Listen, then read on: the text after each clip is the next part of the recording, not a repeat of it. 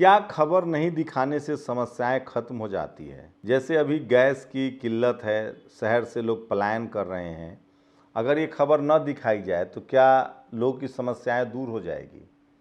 वो घाव और नासूर बन जाएगा। नोटबंदी की समस्याएं हम लोगों ने दिखाई, कोरोना की समस्याएं दिखाई। अब तो आज इंडिया टीवी और आज तक की तस्वीर देखिए, ये दोनों भी गैस की समस्या की खबरें दिखा रहे हैं। तो क्या सरकार इन चैनलों को बंद कर देगी? दरअसल सरकार एक सोशल मीडिया एथिक्स के नाम पर एक और एक्सपेरिमेंट करने जा रही है। कोई खबर सरकार को पसंद नहीं आई तो उसको अश्लील कैटेगरी में डाल देंगे, एआई वीडियो, एआई फुटेज डाल देंगे और आपके चैनल को बैन कर दिया जाएगा।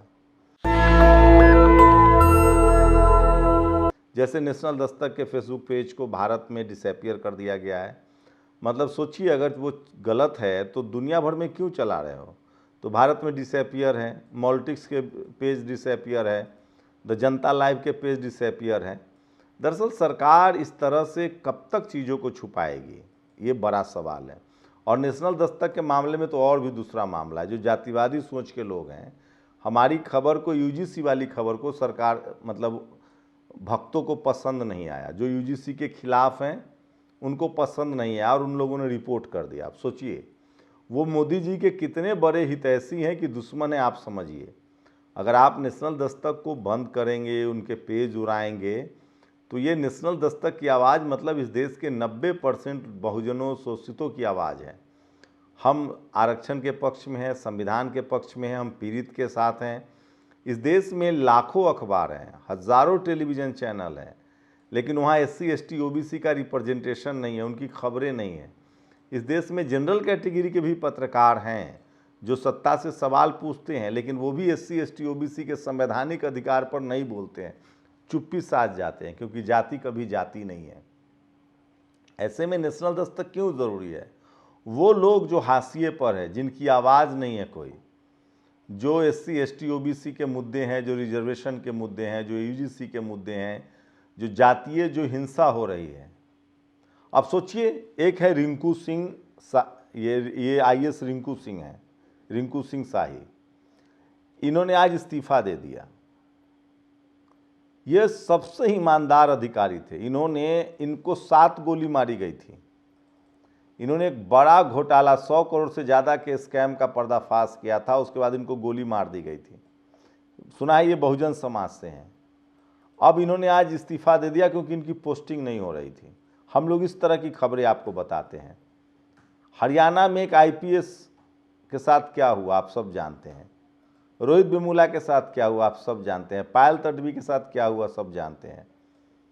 वैकेंसी में जो चोरी होती है, हम ये सारी खबरें हम लोग बताते हैं जो शोषित वंचित समाज के हैं, जो सत्ता से सवाल पूछने से भी कोई दिक्कत नहीं। मैं आपको बता दूं, माफ़ कीजिएगा, सरकार को इन खबरों से दिक्कत नहीं है जितनी दिक्कत इन जातिवादी लोगों को है जो सिस्टम में बैठे हुए घुन की तरह खा रहे हैं।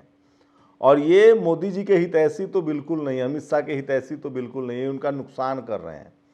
आप SC ST OBC, किसान, अल्पसंख्यक, 90% आबादी की आवाज़ को चुप कराकर कोई राजनीतिक फ़ायदा तो आपको नहीं होगा, ये आप गांठ बांध लीजिए, ये मैं दावे के साथ कह सकता हूँ।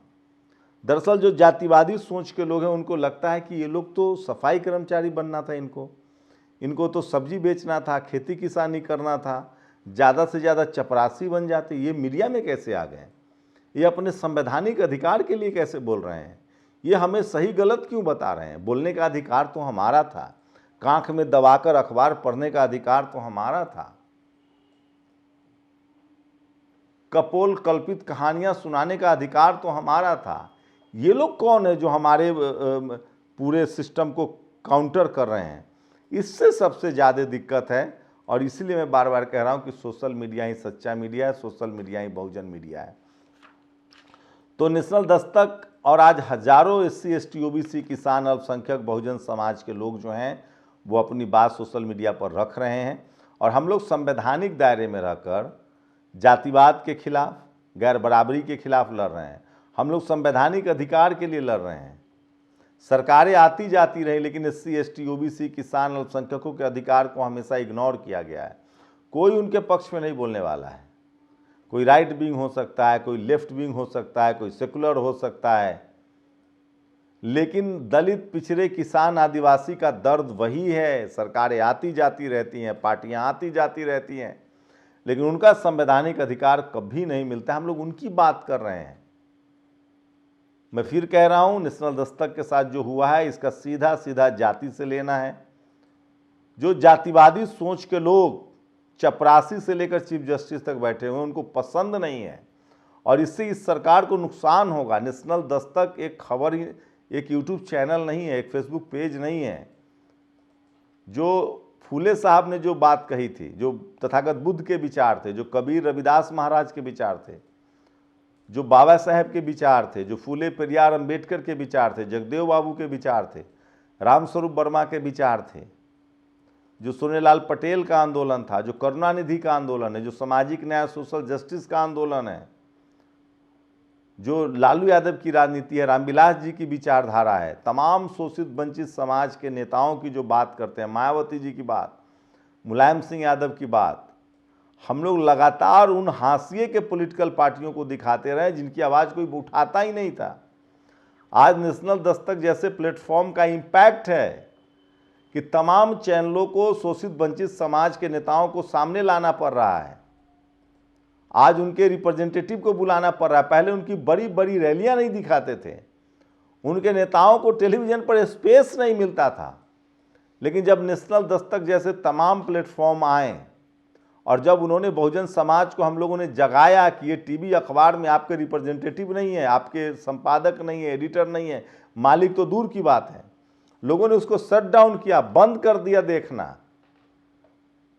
उसके बाद उन लोगों ने रणनीति चेंज की। नौकरी तो दे नहीं सकते हैं, संपादक एडिटर तो बना नहीं सकते हैं, टीवी अखबार हम लोग खड़ा कर नहीं सकते हैं, तो उन्होंने हमारे बहुजन समाज के नेताओं को बुलाना शुरू किया। लेकिन ह्यूमिलिएशन तब भी जारी रखा। पहले तो बिना बुलाए उनको ह्यूमिलिएट करते थे, उन पर तंज करते थे, उनको करप्ट कहते थे, भ्रष्टाचारी कहते थे और अक्षम लोग कहते थे।